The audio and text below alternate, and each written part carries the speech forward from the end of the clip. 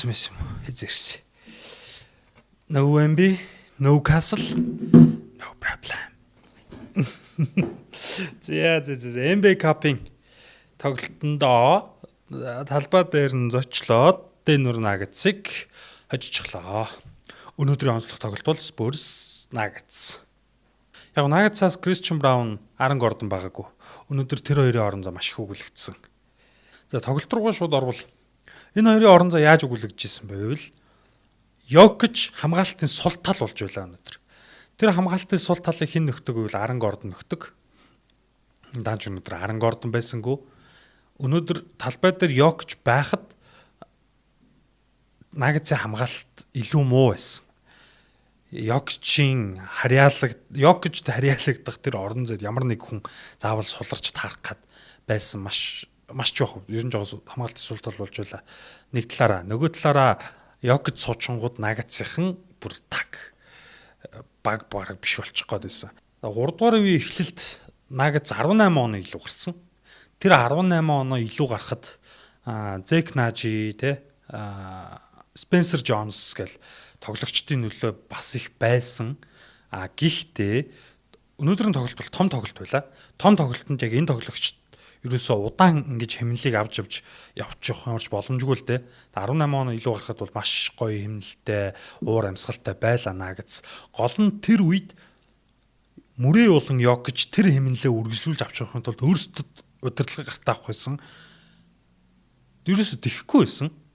Яг нөгөө хэддээ ингээл нөгөө хэдээрээ тоглуулчих гал Jokic нэг юм залхуурсан байдалтай нэг юм арга цаас нь тоохгүй байгаа юм шиг 18 он илүү гарцуулахаар Jokic-тэй учраас хожиж байгаа юм шиг гэтэл яг тэр үеүүдэд Spurs яаж исэн бэ гэхээр алхамар step by step оноонуудаа аваад хамгаалтуудаа хийгээл явж исэн.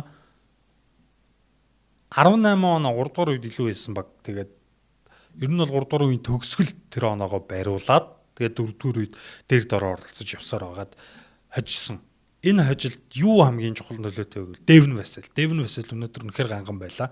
Сэлгэнээс Keldon Johnson, за Spurs-ийн фэнүүд бол хэзээ мэдж байгаа. Keldon Johnson-гийн сэлгэнээс оруулж ирдэг тэр нэг юм уур амьсгалын нөлөө. Бага амар сэргээдэг. Талбай дээр нэг юм бөө ирчүүчл яваад байдаг. Жохон ядуу хүний Westbrook юм уу та. За тэгээд Julian Champagner-ыг магтахгүй байхын арга байхгүй. Зүгээр нэг оноо авагч биш, зүгээр нэг шидэгч биш гэдэг болсон. Өнөөдөр 10 самбартай, самбарт найдвартай байна те. Хамгаалтуудаа гоё хийж гин, бөмбөгөө гоё холбож дамжуулж өгж гин. Nuggets-д байгаа асуудал, бас нэг асуудал. Bruce Brown нөгөө нэг авраг авдаг жилийн Bruce Brown огт биш байна. Ерөөсөө л ингээл талбай дээр өөрөө бөмбөгийг залж байгаа л товтлох гол те. Тэгэл өөрийнх нь баг хийж байгаа бүх хамгаалтууд найдвартай болох ёстой юм шиг те. Тэрэн дээрээ бага айгүй унгааж байлаа. Тийм жоохон эго байна гэж би харсан. Тэд нар юун дээр ажиг за нэг хамгаалтан дээр яалч явахгүй бөмбөгөн дээр нь дардсан байсан.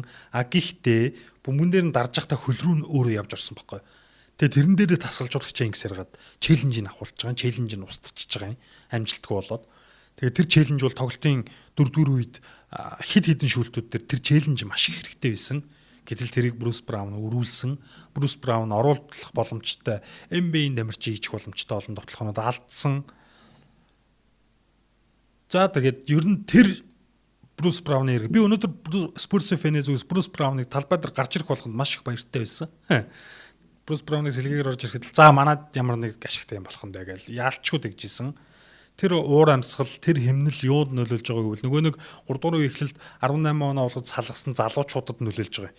Тэднэр нь араас нь үргэлжлүүлээд тоглоогоо хийхэ болол бөмбөгөө алдаал, довтлж чадахгүй те буруу шийдвэрүүд гаргаал ийм болж байгаа.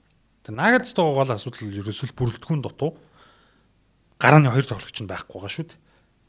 Яг нь Spurs-ос ч гэсэн гарааны 2 тоглогч нь байхгүй л байгаа л да. Spurs ингээд Wemby-г 6 тоглоод 5 очичлоо. Уг нь бол Jamal Murray маш сайн байсан. Jamal Murray-ийн шидэлтүүд бол өнөөдөр ганган байсан орж байлаа. Jamal Murray, Devin Vassell хоёрын тэр өөдөөсөө 3-аас хариу барьж цохилт өгөөл те хоорондоо юм яриад яваад байдаг. Тэр маш гоё байсан. Даанч өнөөдөр Jokic мэдхгүй нэг л сонь. Өнөөдөр 10хан довтлсон. За 10 ассист өгсөн. Гэтэ 4 бөмбөг алдaltaй те. шүүлтийн хувьд жоохон асуудал байсан уу байсан. Гэхдээ энэ чинь нөгөө нэг тоглоомын нэг хэсэг шүү дээ. Тэгэнгүүт Йокич шүүгчтэй хитрхийг тоглосон. Өөрийнхөө тэр нэг юм унтаа байдалтай ундууцаад байгаа мó эсвэл өнөөдөр ерөн тийм байв уу. Тэгэл шүүгчтэй айгүй их тоглоол. Өөрийгөө улмал тоглолтоос гаргаад байла. Гэтэл Йокич бол Йокич. Тэгээ түрүүний ярьсан нөгөө бөмбөг алталтууд өнөөдрийн тоглолтын гол бас хүчин зүйл болж байгаа. Spurs багаараа 8 бөмбөг алдсан, Nuggets 16 бөмбөг алдсан. Тэгээд бөмбөг алдалтаас авсан оноо нь Nuggets 14 оноо авсан бол Spurs 30 оноо авсан. За сэлгээний оноо авалт Spurs илүү яалчахгүй Келтон Джонсон гинөлөө нэгдүгээрт хоёрдугаарт гарааны 2 тоглогч байх, Nuggets-ын гарааны гол 2 тоглогч байхгүй хаа гинөлөө. За тэгээд Nuggets гарааны 2 тоглогч нь ирэхгүй бол маш их асуудал байгаа нь хамгаалалт сүүлийн 3 тоглолтондоо гэртээ хийсэн сүүлийн 3 тоглолтондоо илүү дандаа 120-оос дээш оноо алдсан байсан. За энэ бол маш том асуудал. Юу авраг авдаг вэ? Хамгаалалт авраг авдаг, амжилт үзүүлдэг. Тэгэхээр одоо Кристиан Браун, Аарон Гордон эртэл юугаар хамгаалтаа нөхвөө гэдэг асуудал Дэвид Адлманд байна. Спурс бол яг энэ байдлаараа тоглож байхад болно. Одоо Wemby Castle-гүй баг 2 тоглолтод нэг хоцжсэн ч болно. Тэгээд Wemby Castle ирнэ энэ байдал илүү болно. Яг Wemby Castle ирэнгүүд манай бөмбөг алталт арай илүү болдог. Гэтэ дагаад бүх зүйлч бас илүү болдог. За өнөөдрийн юун дээр дахиад өөр 2 дахь юм ярихад 2 дахь тоглолт ярихад Mavericks Lakers. Өнөөдөр тэр тоглолтоос юу харсан гингүүд за Дончч бол мэдээж идэж уухаар гарч ирсэн ойлгомжтой идэж уусан. Нэгдүгээрт хоёрдугаарт Леброныг багийн 3 дахаар харах бэ ямар сони юм бэ те. Одоо энэ үлрэл Lakers амжилт үзүүлэх гэвэл ихээс өөр арга байхгүй л та. Гэтэ яг хүлээн зөвшөөрч чадахгүй лсэн байгаа байхгүй сэтгэл дотроо гэдэг шиг. Тэгээд Леброны 3 дахь дүрээр харлаа. Дончч Mavericks-аас ингээл давхар очих ч юм уу эсвэл өөрийг нь ингээл нуруугаа өгөнгүүд өөдөөс нь ингээл түлхэж хамгаалж болгонд учиргүй инээгээд байсан. Бөө аз жаргалтай өөр дээр нь давхар ирэнгүүл инээж байгаа л нэг дамжуулдаг бол нөгөөдг нь оноо болоод тийм байла. Тоглолтын төгсгөлд Леброн мэдээж Антони Дэвис дээр, Кайри дээр очиод гар бараал. За тэгэл селебрейшнүүдээ хийгээл те.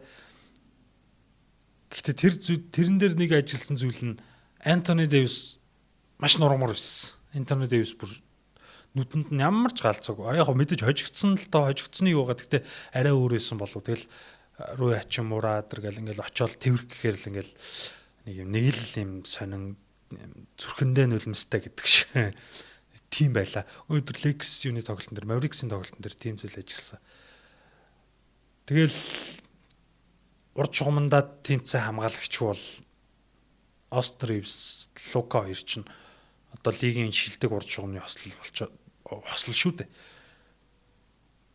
Үнэхээр олцолж авах шиг л болсон. Najee Marshall, Luka дээр очих ихний хамгаалагч гэхээр л Mavericks өнөөдөр боломж байгаагүй харагчлаа юм л та. Тэгээ Anthony Davis-ийн хамгаалтын нөлөө бол хэвээрээ байлаа. Ямар ч асуудалгүй байлаа. За өнөөдрийн томьёо ингээл дуусгая да. Би одоо нөгөө бичлэг яаж дуусгахаа мэдэхгүй. Намайг ч хүмүүс бичлэгээ нэг сонин дуусгаад байна гэсэн. Яах вэ? За баяртай.